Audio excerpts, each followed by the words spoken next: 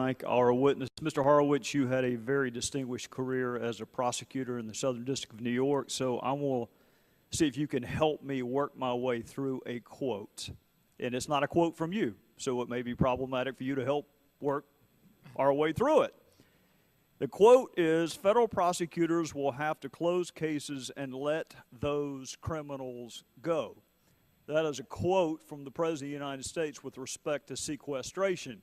And I'm wondering who he is talking about, those criminals, because if it's an open case in a U.S. Attorney's Office, we typically refer to those folks as defendants as opposed to criminals, don't we? That's correct. If it's a charge case, they're a defendant. So who are those criminals that the President was referring to when he was invoking the Hale-Bopp comet apocalypse talking about sequestration? Do you have any idea who those criminals would be? I don't, Congressman. I think your former colleague from the Department of Justice testified that if sequestration were to go into effect, it would take us back to 2009 funding levels. Did I hear the testimony correctly? Yes, sir. How many criminals were let go in 2009? I'm not aware of criminals being let go. I wasn't in the Justice Department at the time.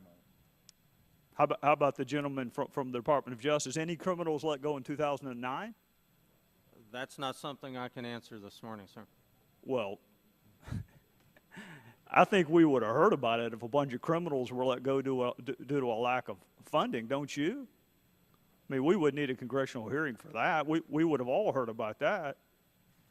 The resources that are provided to the United States Attorney's Organization influences the staffing and the prosecutors and the paralegals we have. Well, I know that, actually, and we had furloughs in South Carolina. We had to furlough prosecutors, we had to furlough victim advocates, we had to furlough administrative assistants, investigators. Not a single solitary criminal case was closed because of those furloughs.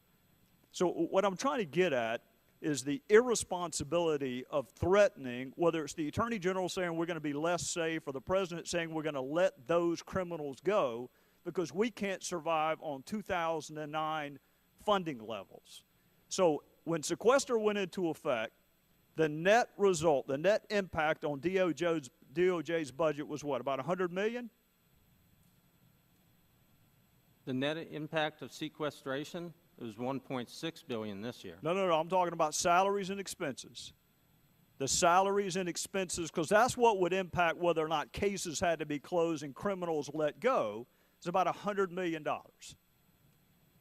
I would have different numbers than that. I'm not sure. Well, let's assume for the sake of argument that I'm right. Just assume arguendo I'm right. Are you telling me there's no other place to save $100 million within DOJ's budget?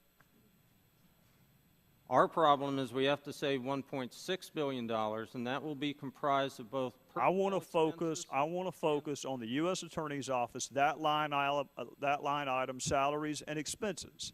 Because the quote was, cases are going to be dropped and criminals are going to be let go. From a chief financial officer perspective, this is the way I would look at the issue that you're raising this morning. When we take the sequestration cut to the U.S. Attorney's Organization, you're right, they have the ability, and frankly, they're going to have to look at taking cuts across the spectrum of their budget.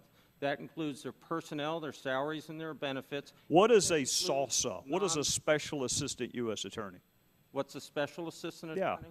That an ordinary prosecutor is known as an Assistant United States Right, Attorney. and a special would be a state prosecutor that maybe was on loan, or in some instances, some folks just volunteer to work for the U.S. Attorney's Office for the experience, and they do so for free.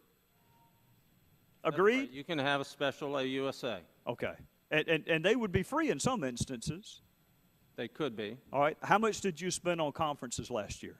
How much did we spend on conferences last year? About $54 million approximately. And how many of those conferences were for CLE credit that could not be gathered any other way than attending a conference?